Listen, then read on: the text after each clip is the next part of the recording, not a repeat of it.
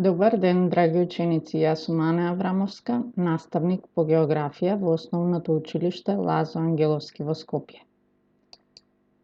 Денеска ќе учиме за релјефни карактеристики на Европа. Релјефот во Европа е разновиден, има планини, низини, котлини, полиња, висорамнини и речни долини.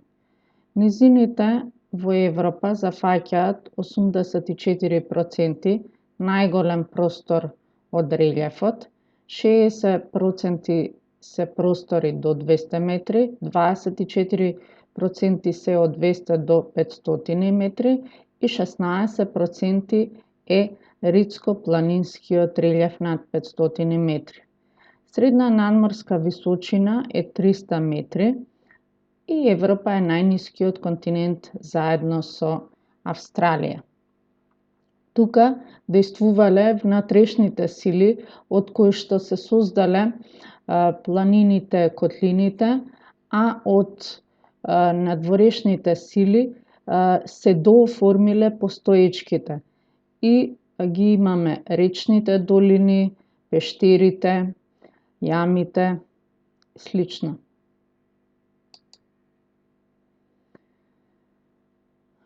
Кои се низините во Европа, ученици? Тоа се, ќе почнам од исток, Прикасписката низина, најголемата источноевропската низина, Прибалтичката меѓу реките Лаба и Њемен, Средноевропската, Западноевропската на Пиренејскиот полуостров, Андалузија, Арагонија, Ломбардиската на Апенинскиот полуостров, Панонската и Влашката низина. Тука ги имаме и висорамнините, Средноруската, Северната и Приволшката висорамнина. Источноевропската низина на исток се граничи со планината Урал, Каспиското езеро, потоа оди на северните делови од Средна Европа, па се до запад, до Бискајскиот залив, односно до Пиренеите. Потоа има дел во источниот предел на Скандинавскиот полуостров, островот Велика Британија и Ирска. Во низините се одвива сообраќајот, има густа населеност овдека, имаме многу градови кои што се населени.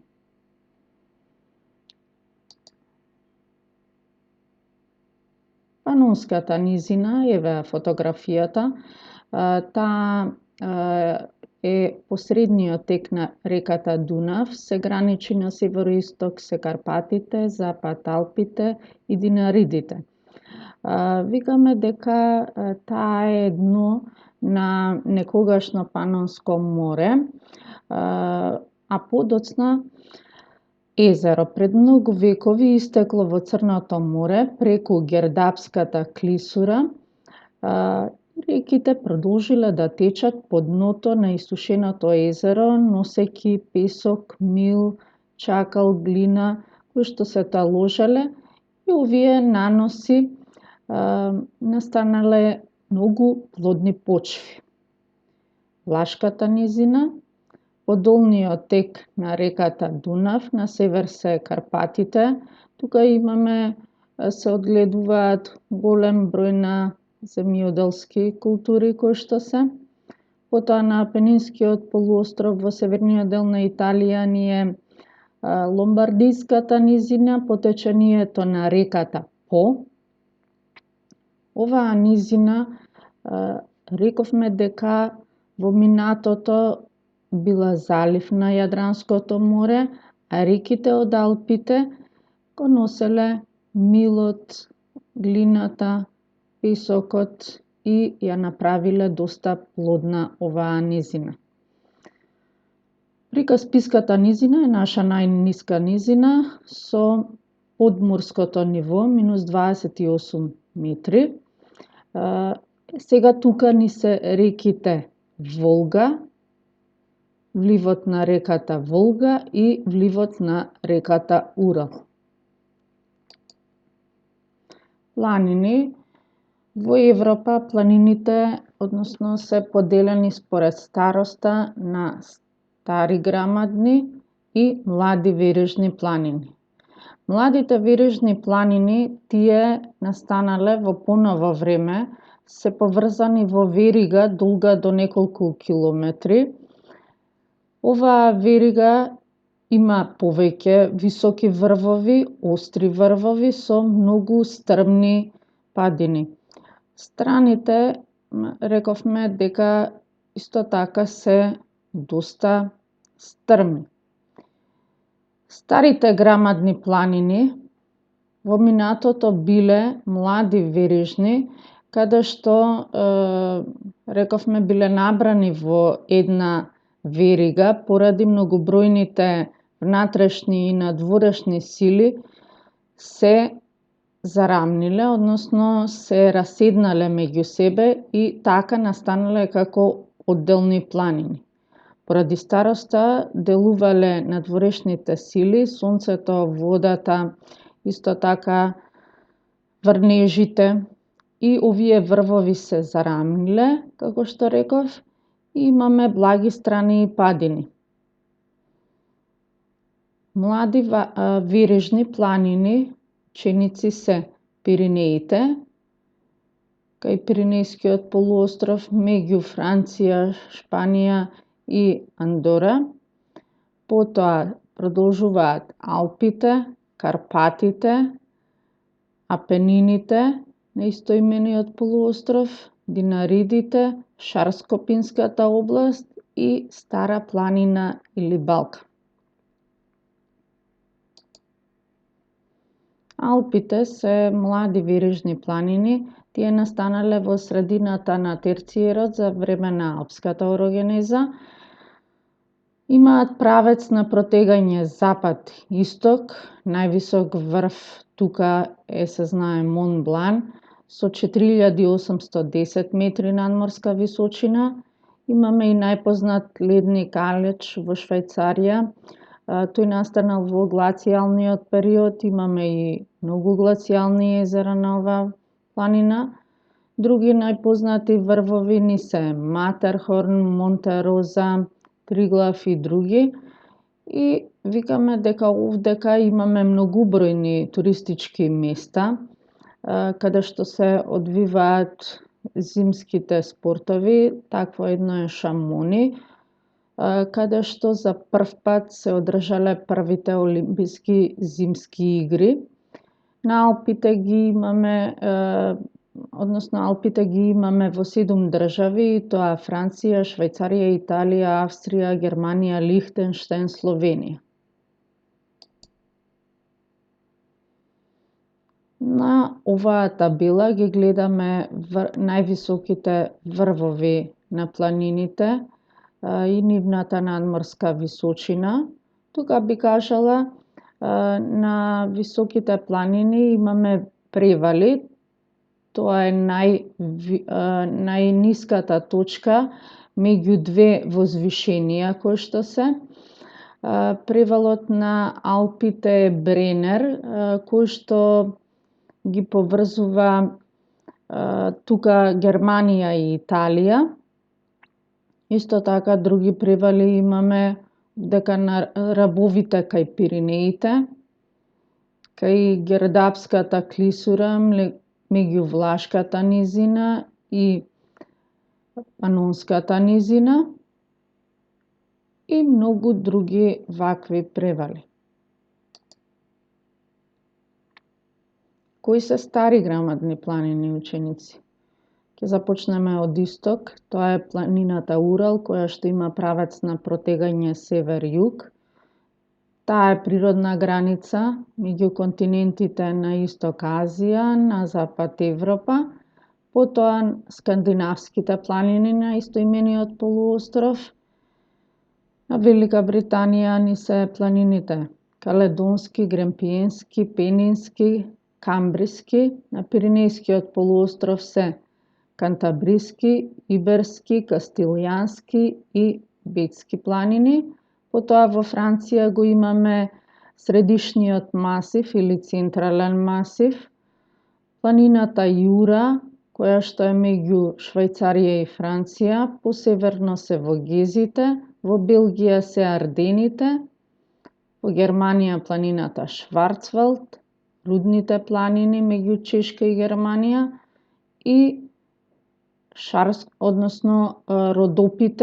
Родопската област, која што се наоѓа во овој дел. Скандинавските планини се планини кои што се наоѓаат на најголемиот полуостров во Европа. На запад падините стрмно се спуштаат кон Норвешкото море, а на исток кон Шведска постепено. Врвовите на овие планини се зарамнети и претворени во пространи висорамнини. Такви планински висорамнини се викаат флейди. Флейдите настанале во минатото под дејство на ледниците, со кои биле покриени овие планини. Со движење на ледниците ги снижувале овие планини и ги зарамнувале планинските врвови, создавајќи висорамнини. Како и сите стари грамадни планини, богати се со руда, овдека имаме железна руда на овие планини. Вулканските планини, во Европа имаме живи и изгаснати вулкани. Живите се наоѓаат во јужниот дел, поточно во Италија. Еве, еден вулкан е Везув. До него се наоѓа градот Неапол. Потоа на Липарските острови ни се вулканите Стромболи и Вулкано. На островот Сицилија е вулканот Етна.